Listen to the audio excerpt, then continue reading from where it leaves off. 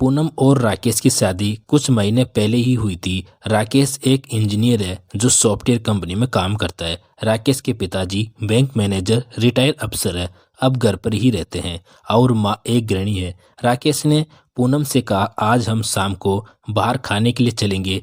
ठीक है, तुम मम्मी से कह देना ताकि हम शाम को समय से ही निकल ले। राकेश ने कहा। ठीक है, पूनम ने कहा। फोन रख पूनम अपने कमरे में आराम करने लग गई। शाम की चाय के समय पूनम अपने सास ससुर के कमरे में चाय लेकर जाती है। मम्मी जी, आज शाम को मैं और राकेश बाहर जाएंगे, तो आप लोगों के लिए क्या बनाना है? पूनम ने पूछा। ठीक है, तुम जाओ, मैं अपने आप देख लूंगी, पूनम की सास ने कहा। शाम को पूनम तैयार होकर राकेश का इंतजार करने लगी।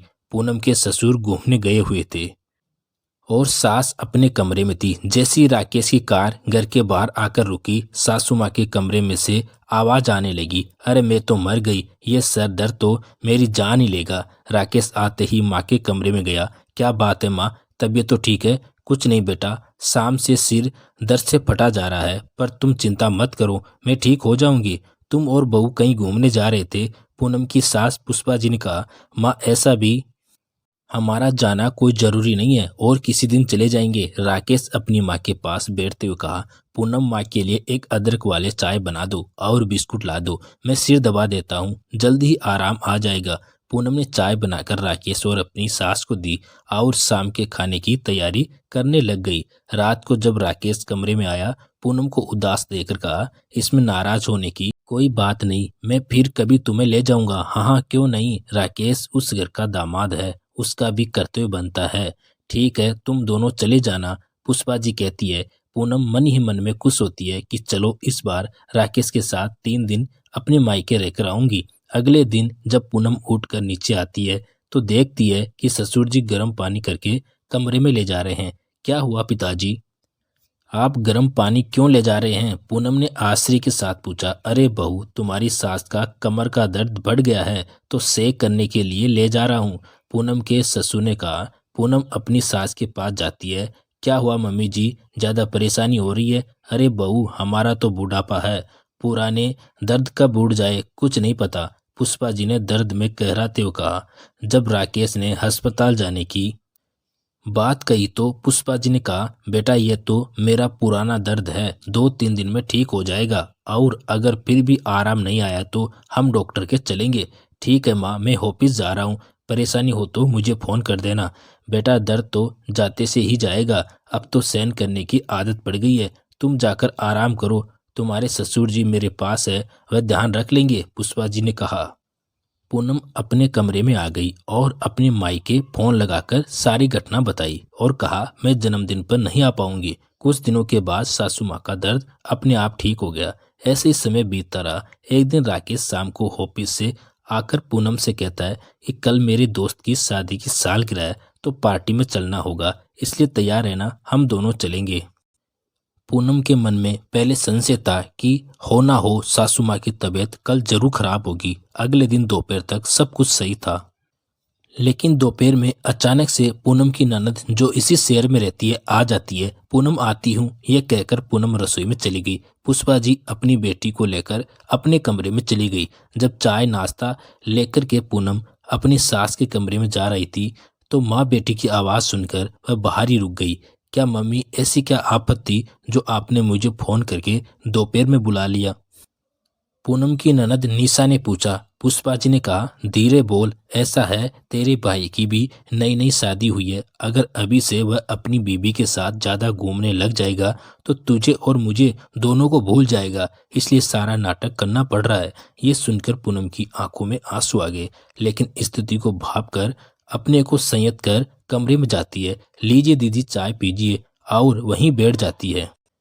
निशा, तुम शाम का खाना यहीं पर खाकर जाना, पूनम बहुत अच्छा खाना बनाती है। पूनम, तुम निशा के लिए दही बड़े जरूर बनाना, बहुत अच्छे बनाती हो, पुष्पा जी ने कहा। पर मम्मी, शाम को तो मुझे राकेश के साथ जाना है, पूनम ने डरते हुए कहा। घर पर तुम्हारी ननद आई है और तुम्हें बाहर जाना है, मैं राकेश से कह दूंगी, तुम शाम के खाने की तैयारी करो, पुष्पा जी ने थोड़ी कठोर आवाज में कहा। पूनम अपने कमरे में आ गई। उसे समझ में नहीं आ रहा था कि उसकी सासू माँ उसके साथ ऐसा व्यवहार क्यों कर रही है। ये बात अगर वह राकेश से कहती तो शायद वह नहीं मानता। अब उसे ये समझ में नहीं आ रहा था कि उसे क्या करना चाहिए। उस दिन न जाने की वजह से राकेश पूनम से नाराज होता है, पर पूनम उसे कुछ नहीं बताती। 2 महीने बाद पुष्पा जी की बहन के बेटे की शादी थी, जिसके लिए बहुत उत्साहित हो रही थी। बहू, तुम्हारी मौसी सास ने मुझे 1 महीने पहले बुला लिया है, इसलिए मैं पहले जाऊंगी और तुम और राकेश बाद में आ जाना, पुष्पा जी ने खुश होते हुए कहा। पुष्पा जी जिस दिन जाने वाली थी उसी दिन सुबह राकेश भागता हुआ नीचे आता है। माँ जी, पिताजी, पूनम बाथरूम में गिर गई और उसके पाँव में मोच आ गई।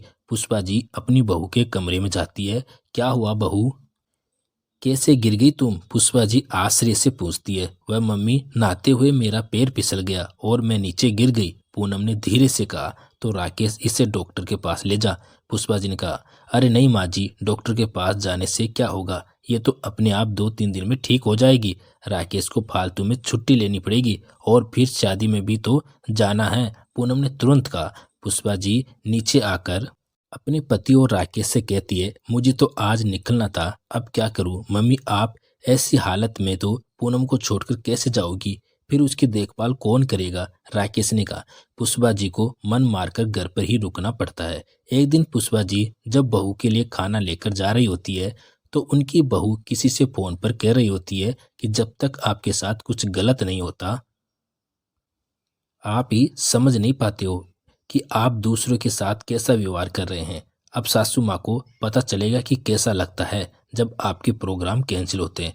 बहू, तुम चोट लगने का नाटक कर रही हो, तुम्हें शर्म नहीं आती, पुष्पा जी गुस्से में कहती है। लेकिन मम्मी जी, मैंने क्या नया किया है, जो मैं इस घर में देख रही हूँ वही तो किया है, पूनम ने कहा। क्या मतलब है तुम्हारा, पूनम की सास ने अनजान बनते हुए कहा। मम्मी जी, मतलब आप अच्छे से समझती है, जब भी मैंने राकेश के साथ बाहर जाने का प्रोग्राम बनाया आप हमेशा कोई ना कोई नाटक कर हमारा जाना कैंसिल करवा देती।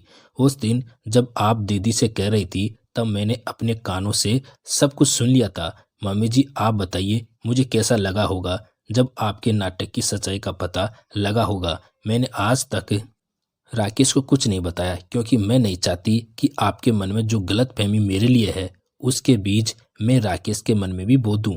हो सकता है कि किसी परिवार की कोई घटना आपने सुनी हो, इसलिए वह आपके घर में ना हो, इसलिए आप ये सब कर रही है। लेकिन ये सब करने से पहले एक बार तो सोचा होता कि जब सच्चाई का पता मुझे लगेगा तो मुझे कैसा लगेगा। आज इस उम्र में भी आपका शादी में जाने का कितना मन था, तो सोचिए कि मेरा जीवन तो अभी शुरू हुआ है और आपने मेरी खुशियां अपनी झूठी सोच के पीछे रोन दी।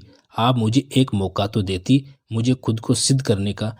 आपको क्या लगता है ये सब मैं करके खुश हूँ? मम्मी जी, रिश्तों में होशियारी की नहीं समझदारी की जरूरत होती है। अगर आप मुझसे इस प्रकार के नाटक नहीं चाहती है तो आपको भी ये सब बंद करना होगा, पूनम ने कहा। बहू, मैं ये सब नहीं चाहती थी, लेकिन आसपास वालों की बातों में आकर मेरे दिल में एक डर बैठ गया कि मैं अपने बेटे को ना खो दूं। जब मैंने फोन पर तुम्हारी बात सुनी तो मुझे बहुत गुस्सा आया, लेकिन अब मुझे लग रहा है कि यह गुस्सा तो तुम्हें भी आया होगा जब मेरे झूठ का पता चला। बहू, तुम बहुत समझदार हो जो तुमने राकेश को इन सब बातों से दूर रखा। मुझे समझ में आ गया कि मैं बहू को अपने बेटे से अलग करने के चक्कर में तैयारी कीजिए और कल ही मौसी जी के वहां शादी में पहुंच जाइए, अपनी सास को धोख देते हुए कहा। सास बहू ने गले लगकर सारे गिले शिकवे दूर कर लिए। तो दोस्तों, पूनम ने अपनी सास माँ को सबक सिखाकर सही किया गलत, कमेंट बॉक्स में जरूर बताना। कहानी पसंद आए तो एक लाइक जरूर करना। धन्यवाद।